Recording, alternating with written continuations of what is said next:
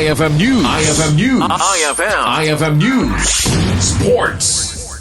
Mangrugi iti kampanya ni Filipina tennis star Alex Eala iti 2026 Cincinnati Open iti Ohio, USA itang Aldaw. Muna makasango ni Eala ni Elena Gabriela Rose iti Romania nga imabante iti round of 64 kalpasan nga inabak na ni Magdalinet iti Poland. Imuna na nakaala iti ba iti 17th seed nga ni Eala tapno umabante iti next round.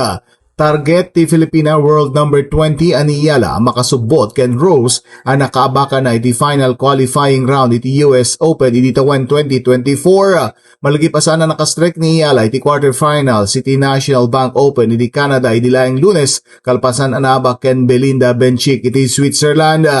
Agsango da Eala ken Rose inton alas 11 iti rabi. Oras ditoy Pilipinas.